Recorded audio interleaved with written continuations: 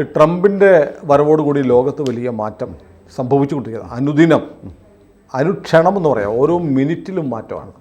ലോകത്തെ ഞെട്ടിക്കുന്ന പ്രഖ്യാപനങ്ങളാണ് ട്രംപ് നടത്തിക്കൊണ്ടിരിക്കുന്നത്. അപ്പോൾ നമ്മൾ ഇസ്രായേലും ഹമാസും തമ്മിലുള്ള പോരാട്ടം അവസാനിക്കുന്നു. പക്ഷേ ഇതിൻ്റെ റൂട്ട് കോസ് കിടക്കുന്നത് ഇറാനിലാണ്. ഇറാനാണ് ഇതിനൊക്കെ ഫ്യൂൽ ചെയ്തുകൊണ്ടിരുന്ന, പണം കൊടുത്തുകൊണ്ടിരുന്ന, ആയുധം കൊടുത്തുകൊണ്ടിരുന്ന, പ്രോക്സികളെ ഉപയോഗിച്ച് ഇസ്രായേലിനെ അസ്ഥിരപ്പെടുത്താൻ ശ്രമിച്ചുകൊണ്ടിരുന്ന ശക്തി ഇറാനാണ്. അപ്പോൾ ഇറാൻ പെട്ടെന്ന് വാർത്തകളിൽ നിറഞ്ഞത്, ഒന്ന് അവരുടെ പ്രസിഡന്റ് റൈസി ഒരു ഹെലികോപ്റ്റർ തകർന്ന് മരിച്ചു, പിന്നെ ഇവരുടെ ഹിസ്ബുള്ളയുടെ തലവൻ അവിടെ വെച്ച് കൊല്ലപ്പെടുന്നു, പിന്നെയുള്ളത് ഇറാൻ നേരിട്ട് ഹിസ്ബുള്ള ലബനോണിൽ നടത്തിയ ആക്രമണങ്ങൾക്ക് ശേഷം ഇറാൻ നേരിട്ട് ഇസ്രായേലിന് നേരെ മിസൈൽ അയക്കുന്നു, ഇറാൻ പോയി ഇറാനെ ഇസ്രായേൽ തിരിച്ചടിക്കുന്നു. ഇങ്ങനെ വളരെ പെട്ടെന്ന് ഇറാൻ വാർത്തകളിൽ നിറഞ്ഞു. ഇതിനിടയ്ക്ക് കേൾക്കാതെ പോയൊരു ശബ്ദം ഇറാൻ്റെ പ്രസിഡൻ്റായ റൈസിക്ക് ശേഷം വന്ന പെഷസ്കിയാൻ്റെ ശബ്ദം അങ്ങനെ കേൾക്കാനില്ലായിരുന്നു. അയത്തുള്ള അലി ഖമനേയിയാണ് ഇറാൻ എന്ന് പറഞ്ഞാൽ വ്യാഖ്യാനിക്കപ്പെട്ടു. അങ്ങനെ തന്നെയാണ്. പക്ഷെ പ്രസിഡന്റ് ഉണ്ടെങ്കിൽ പോലും പ്രസിഡന്റിനെ കേൾക്കാനേ ഇല്ലായിരുന്നു. പൊതുവിൽ പറയപ്പെടുന്നത് ഇറാനിൽ വന്നിരിക്കുന്ന പ്രസിഡന്റുമാരിൽ റൈസിയൊക്കെ അപേക്ഷിച്ച് യൂറോപ്യൻ വിദ്യാഭ്യാസമൊക്കെ നേടിയ പെഷസ്കിയാൻ കുറച്ച് മോഡറേറ്റാണ്, പുരോഗമനവാദിയാണ് എന്നൊക്കെ പറയപ്പെടുന്നു.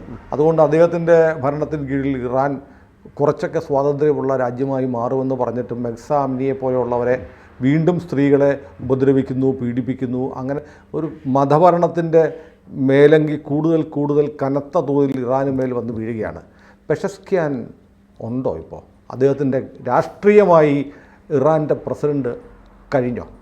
പെഷസ്കിയാൻ ഉണ്ട്. പക്ഷേ ഇറാനിലെ പ്രസിഡന്റ് എന്ന് പറഞ്ഞാൽ ഓൺലി റബ്ബർ സ്റ്റാമ്പ്. ഇപ്പോൾ ആയത്തുള്ള അലി ഖമനേയാണ്. അദ്ദേഹത്തിൻ്റെ മുന്നിൽ ഇപ്പോഴത്തെ മസൂദ് പെഷസ്കിയാന് വലിയ പ്രസക്തിയൊന്നുമില്ല. It has always been so. അതായത് 1979 ആയത്തുള്ള റൂഹുള്ള ഖൊമൈനി വന്നപ്പോഴും ഇതായിരുന്നു സിറ്റുവേഷൻ. അന്ന് ബെനിസദർ എന്ന് പറയുന്ന ആളായിരുന്നു പ്രസിഡന്റ്. ബെനിസദർ പ്രസിഡൻ്റായി കുറേ കഴിഞ്ഞപ്പോൾ അദ്ദേഹത്തിന് അവരെ ആരും മൈൻഡ് ചെയ്യുന്നില്ല. അദ്ദേഹം എന്തെങ്കിലും പറഞ്ഞ പ്രശ്നമാണ്. പിന്നെ അദ്ദേഹം ഒരു സുപ്രഭാതത്തിലല്ല, രാത്രിയിൽ പെട്ടെന്ന് അവിടെ നിന്നും അപ്രത്യക്ഷനായി. പിന്നെ അദ്ദേഹം ഫ്രാൻസിലാണ് പോയി പ്രത്യക്ഷപ്പെട്ടത്. കാരണം അവിടെ നിന്ന് കഴിഞ്ഞാൽ അത്ര ഭംഗിയാവില്ല എന്ന് അദ്ദേഹത്തിന് അറിയാമായിരുന്നു. ഇപ്പോൾ മസൂദ് പെഷസ്കിയാൻ സാധാരണ പ്രത്യേകിച്ച് വെസ്റ്റേൺ വേൾഡിനൊക്കെ വളരെ ഇഷ്ടപ്പെട്ട ഒരാളായിരുന്നു. കാരണം അദ്ദേഹം നല്ല പണ്ഡിതനാണ്, ഡോക്ടറാണ്, കാർഡിയോളജിസ്റ്റാണ്. പിന്നെ വളരെ മിതവാദിയായിട്ടാണ് സംസാരിക്കുന്നത്. സംസാരത്തിലും മിതത്വമുണ്ട്. സാധാരണ ആ രാജ്യങ്ങൾ ബഹളം വെക്കാനൊന്നും പോകാറില്ല. ബഹളം വയ്ക്കാൻ പോകാറില്ല. സാധാരണ അങ്ങോട്ട് പോയി കഴിഞ്ഞാൽ നമ്മൾ ഒന്നില്ലെങ്കിൽ ഇരുവാദം കേൾക്കും, അല്ലെങ്കിൽ വീരവാദം കേൾക്കും. ഈ വീരവാദം കൂടാത്ത വാദമൊന്നും അവിടെ ഇല്ല. പക്ഷേ അതിനൊരു എക്സെപ്ഷനാണ് ഇദ്ദേഹം. അപ്പോൾ ഇദ്ദേഹത്തെ വളരെ പ്രതീക്ഷയോടുകൂടിയാണ് കണ്ടുകൊണ്ടിരുന്നത്. പക്ഷെ ഇപ്പോൾ അദ്ദേഹത്തിനെതിരെ ഹാർഡ് ലൈനേഴ്സ് ചെറുതായിട്ടൊന്ന് തിരിഞ്ഞിരിക്കുകയാണ്. അതുകൊണ്ട് പിന്നെ തീരെ മിണ്ടാട്ടം മുട്ടിയ സാഹചര്യത്തിലാണ് കാണപ്പെടുന്നത്. അപ്പോൾ അതിൻ്റെ പ്രശ്നം എന്താണെന്ന് വെച്ച് കഴിഞ്ഞാൽ NBC എന്ന് പറഞ്ഞിട്ടൊരു ചാനൽ അമേരിക്കയിൽ നിന്നും ഇദ്ദേഹത്തെ ഇൻ്റർവ്യൂ നടത്താനായിട്ട് ചെന്നു. അപ്പോൾ നമുക്കറിയാമല്ലോ, ഇൻ്റർവ്യൂ നടത്താൻ ചെല്ലുന്നവരെന്ന് പറഞ്ഞു കഴിഞ്ഞാൽ എന്തെങ്കിലും കുഴപ്പിക്കുന്ന ചോദ്യങ്ങളോ ചോദിക്കുകയുള്ളൂ. അപ്പോൾ അദ്ദേഹം ചോദിച്ചു, ഈ NBCയുടെ ആൾ ചോദിച്ചു, ഇറാൻ അമേരിക്കൻ പ്രസിഡന്റ് ട്രംപിനെ കൊല്ലാൻ എന്തെങ്കിലും പദ്ധതി ഇടുന്നുണ്ടോ എന്ന് ചോദിച്ചു. അപ്പോൾ ആ ഇടയ്ക്ക് ഇങ്ങനെ ഒരു ന്യൂസ് ഉണ്ടായിരുന്നു, ആരോ വാടക കൊലയാളികളെയൊക്കെ ഏർപ്പെടുത്തി ട്രംപിനെ അല്ലെങ്കിൽ പ്രസിഡന്റിനെ കൊല്ലാനൊക്കെ ഒരു പദ്ധതി എന്നൊക്കെ പറഞ്ഞൊരു ചെറിയ റൂമർ ഉണ്ടായിരുന്നു. ട്രംപിൻ്റെ നേരെ ഉണ്ടായ വധശ്രമത്തിൽ ഇറാന് ചില പങ്കുണ്ടായിരുന്നുള്ള ആക്ഷേപങ്ങൾ വന്നിരുന്നു. മാത്രമല്ല, ട്രംപിൻ്റെ തെരഞ്ഞെടുപ്പ് ക്യാമ്പയിനെ അട്ടിമറിക്കാൻ ചില സൈബർ അറ്റാക്കുകളും ഇറാൻ്റെ ഭാഗത്ത് നടന്നിരുന്നു. അപ്പോൾ സ്വാഭാവികമായും ഉന്നയിക്കാവുന്നൊരു ചോദ്യമാണ്, ഇപ്പോൾ ട്രംപ് വന്നല്ലോ, ഇനി ഇറാൻ എന്തെങ്കിലും ചെയ്യുമോ ട്രംപിനെ കൊല്ലാൻ എന്ന് ചോദിക്കാം. അപ്പോൾ എന്ത് മറുപടിയാണ്, എന്താണ് സംഭവിച്ചത് ചോദ്യത്തെ തുടർന്ന്? അപ്പോൾ എന്നിട്ട് ഈ ഇൻ്റർവ്യൂ നടത്തുന്ന ആൾ വീണ്ടും ഒന്നും കൂടി പിരിയേറ്റി കൊടുത്തു. അതായത് നിങ്ങളുടെ ഖാസിം സുലൈമാനി എന്ന് പറഞ്ഞിട്ട് IRGCയുടെ ഇറാൻ റവല്യൂഷണറി ഗാർഡ്സ് കോറിൻ്റെ കമാൻഡറെ കൊല്ലാനായിട്ട് ഈ തീരുമാനമെടുത്തതും അത് നടപ്പാക്കിയതൊക്കെ ട്രംപാണ്. അപ്പോൾ അതിൻ്റെ പേരിൽ നിങ്ങൾ എന്തെങ്കിലും വൈരാഗ്യം വെച്ച് പുലർത്തുന്നുണ്ടോ, അദ്ദേഹത്തെ കൊല്ലാൻ ശ്രമിക്കുന്നുണ്ടോ എന്നൊക്കെ ചോദിച്ചു. അപ്പോൾ ഈ പെഷസ്കിയാൻ പറഞ്ഞത് അങ്ങനെ യാതൊരു പദ്ധതിയും ഞങ്ങൾക്കില്ല.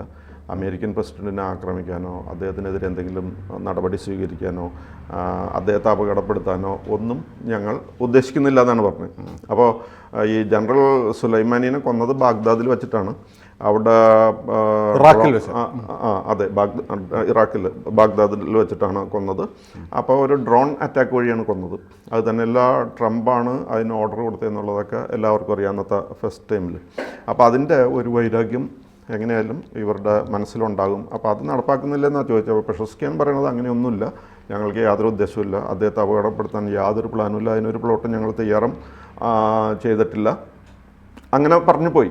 അപ്പോൾ ചുരുക്കത്തിൽ പറഞ്ഞു കഴിഞ്ഞാൽ ഇറാന് ഈ ട്രംപിനോട് വൈരാഗ്യമില്ല, അദ്ദേഹത്തിനെതിരെ ഒരു വധശ്രമം നടത്താൻ പ്ലാനില്ല, ഞങ്ങൾ സമാധാനത്തിന് വേണ്ടിയിട്ടാണ് ഇപ്പം നിലകൊള്ളുന്നത് എന്നുള്ളൊരു ടോണിലാണ് അദ്ദേഹം സംസാരിച്ചത്.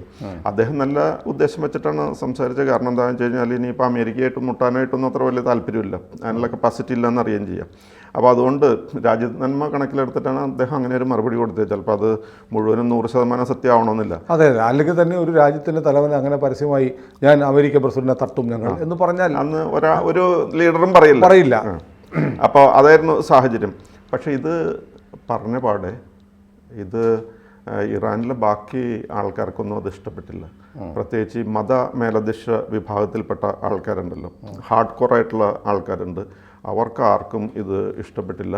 അപ്പോൾ അതിന് എതിരെ അവർ ആക്രമണം ആരംഭിച്ചു. അപ്പോൾ അവരുടെ കയ്യിൽ ചില പത്രങ്ങളൊക്കെ ഉണ്ട്. അപ്പോൾ അതിൽ ഒരെണ്ണം കെയ്ഹാൻ എന്ന് പറഞ്ഞിട്ടാണ്, അത് ആയത്തുള്ള ഖമനയുടെ നേരിട്ടുള്ള നിയന്ത്രണത്തിലുള്ള പത്രമാണ്. അപ്പോൾ അവരൊരു എഡിറ്റോറിയൽ ഇറക്കി. ആ എഡിറ്റോറിയലിൻ്റെ ടൈറ്റിൽ എന്ന് പറഞ്ഞാൽ mister president, you are not the owner of Iran. ഇറാൻ്റെ മുതലാളിയല്ല. അപ്പോൾ അങ്ങനെ ഇറാൻ്റെ മുതലാളി എന്നുള്ള രീതിയിൽ നിങ്ങൾ പെരുമാറരുതെന്നുള്ളതാണ് ആ എഡിറ്റോറിയലിൻ്റെ ചുരുക്കത്തിലുള്ള ഐഡിയ. അപ്പോൾ അതിൽ അവർ 2-3 പോയിൻറ്റ്സ് പ്രത്യേകം എടുത്ത് പറഞ്ഞിരിക്കുന്നത്, ഇത് നിങ്ങളുടെ അധികാരപരിധിക്കുള്ളിലുള്ള കാര്യമല്ല. ഈ ട്രംപിനെ കൊല്ലണോ വേണ്ടെന്നുള്ളത് നിങ്ങൾക്ക് അതിന് അധികാരമില്ല. അത് പരമാധ്യക്ഷനായ പരമാധികാരിയായ താടിക്കാരൻ തീരുമാനിക്കും. അത് തീരുമാനം എടുക്കേണ്ട ആൾ നിങ്ങളല്ല. അതാണ് ഒരു പ്രശ്നം. പിന്നെ വേറെ ഒരു കാര്യം, നമ്മുടെ നാഷണൽ ഇൻട്രസ്റ്റ് ഉണ്ട്. നാഷണൽ ഇൻട്രസ്റ്റ് എന്ന് പറഞ്ഞു കഴിഞ്ഞാൽ നമ്മുടെ ശത്രുവായ അമേരിക്ക, ആ ശത്രുവായ അമേരിക്കയുടെ പ്രസിഡന്റ് ഡ്രോൺ അറ്റാക്ക് വഴി നമ്മുടെ നേതാവിൻ്റെ ഈ സൈനിക മേധാവിയുടെ കൊലപാതകം നടത്തിയെങ്കിൽ അതിന് വൈരാഗ്യം നമുക്കുണ്ട്. അത് പകരം ചോദിക്കുക എന്നുള്ളത് നമുക്ക് നിർബന്ധമാണ്. പിന്നെ വേറൊരു കാര്യം, നിങ്ങളീ പറഞ്ഞിരിക്കുന്നത് it is A message of humiliation. നമ്മുടെ ഇറാനെ ഹ്യൂമിലിയേറ്റ് ചെയ്യുന്നതിന് തുല്യമാണത്. കാരണം നമ്മളെല്ലാവരും അദ്ദേഹത്തിനോട് വി വാണ്ട് ടു റീക്ക് വെഞ്ചൻസ്, അതാണ് നമ്മുടെ ലക്ഷ്യം. റിവെഞ്ച് എന്നുള്ളത് നമ്മുടെ ഒരിക്കലും ഒഴിവാക്കാൻ പറ്റാത്ത ഒരു കാര്യമാണ്. അങ്ങനെയാണല്ലോ വിശ്വാസം, അതാണല്ലോ. കൊല്ലുക എന്നുള്ളത് നമുക്ക് വേണം തിന്നാതിരിക്കാം, കൊല്ലാതിരിക്കാൻ പറ്റില്ല. അപ്പോൾ ഈ കാസിം സുലൈമാനിൻ്റെ ആ രക്തത്തിന് പകരം ചോദിക്കുന്നത്, അതിന് പകരം നിങ്ങൾ പറഞ്ഞിരിക്കുന്നത് സമാധാനമാണ് കാക്ഷിക്കുന്നത്, നിങ്ങൾക്കത് പറയാൻ എന്താണ് അവകാശം എന്നാണ് മതമേലധ്യക്ഷന്മാർ ചോദിക്കുന്നത്. അപ്പോൾ അതിൽ ഇതിപ്പോൾ പറഞ്ഞിരിക്കുന്നത് കെയ്ഹാൻ എന്ന് പറഞ്ഞിട്ട് ആയത്തുള്ള അലി ഖമനയുടെ നേരിട്ടുള്ള അതെ. പിന്നെ വേറൊരെണ്ണമുണ്ട്, ഈ അധസ്ഥികരുടെ മൊത്തം എല്ലാവരുടെയും കൂടി നടത്തുന്ന ഒരു പത്രമുണ്ട്, വത്തൻ എംറൂസ് എന്നാണ് അതിൻ്റെ പേര്. അപ്പോൾ അതിൽ പറഞ്ഞിരിക്കുന്നത്, നമ്മൾ എന്തായാലും ട്രംപിനെ ക്രിമിനൽ മർഡറർ എന്നുള്ള രീതിയിൽ കാണാൻ പറ്റുള്ളൂ. കാരണം ഈ സുലൈമാനിനെ കൊന്നത് ഒരിക്കലും ന്യായീകരിക്കാൻ പറ്റില്ല. അപ്പോൾ അതുകൊണ്ട് ഇറാൻ എല്ലാ നെസസറി സ്റ്റെപ്സും എടുക്കും ഈ ട്രംപിനെ കൊല്ലാനായിട്ട്. അതാണ് അവരുടെ എഡിറ്റോറിയലിൽ പറഞ്ഞിരിക്കുന്നത്.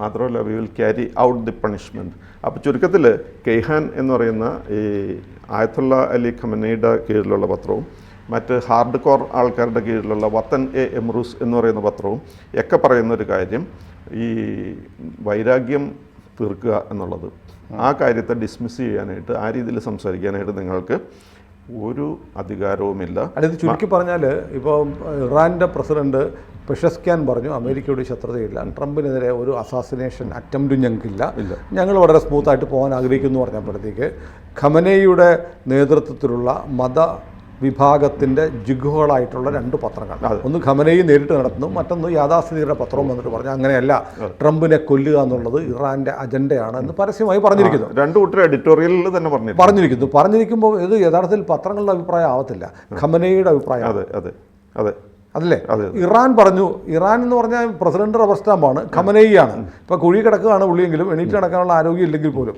ഇപ്പോൾ ബുള്ളറ്റ് പ്രൂഫ് ജാക്കറ്റ് ഇട്ടുണ്ടോ മറ്റോ കഴിഞ്ഞ ദിവസം പുറത്ത് വന്നു എന്ന് പറയുന്നത് കേട്ടോ. അതിന് 5-6 കിലോ വെയിറ്റ് ഉണ്ട്, ഇയാൾക്ക് താങ്ങാനുള്ള ശേഷി ഉണ്ടോ എന്ന് അറിയില്ല. ഏതായാലും അങ്ങനെ ആദ്യമായിട്ട് അദ്ദേഹത്തിൻ്റെ തിരുമേനി ഒന്ന് പ്രദർശിപ്പിക്കപ്പെട്ടു. അതെ. പക്ഷേ എന്നിട്ട് അദ്ദേഹത്തിൻ്റെ അറിവോടും സമ്മതത്തോടും നിർദ്ദേശപ്രകാരമായിരിക്കണം ഈ എഡിറ്റോറിയലുകൾ വന്നിരിക്കുന്നത്. അതെ. അപ്പോൾ ഇറാൻ പറയുന്നു ഞങ്ങൾ ട്രംപിനെ കൊല്ലും, അതെ, അസന്നിഗ്ധമായി പ്രഖ്യാപിച്ചു. അപ്പോൾ ലോകം മുഴുവനും വളരെ പ്രതീക്ഷയോടു കൂടിയാണ് ഈ മസൂദ് പെഷസ്കിയാൻ്റെ വരവിനെ കണ്ടത്.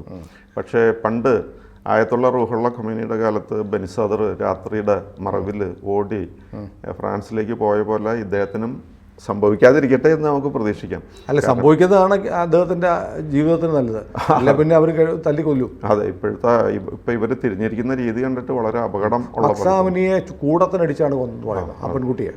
അപ്പോൾ അവരുടെ പ്രസിഡന്റ് ട്രംപിനെ കൊല്ലത്തില്ല, ട്രംപുമായിട്ട് സൗഹൃദം വേണമെന്ന് പറഞ്ഞാൽ അവരെന്താണ് ചെയ്യുക എന്ന് പറയാൻ പറ്റുകയില്ല. കാരണം കിരാതത്വം എന്ന് പറഞ്ഞാൽ ആ വാക്ക് ഇവരെ കണ്ട് ലജ്ജിച്ചു പോകുന്ന തരത്തിലാണ് ഇന്ന് ലോകത്ത് ഇറാൻ നിൽക്കുന്നത്. അതെ അതെ, അതാണ് ഇപ്പോഴത്തെ അവസ്ഥ.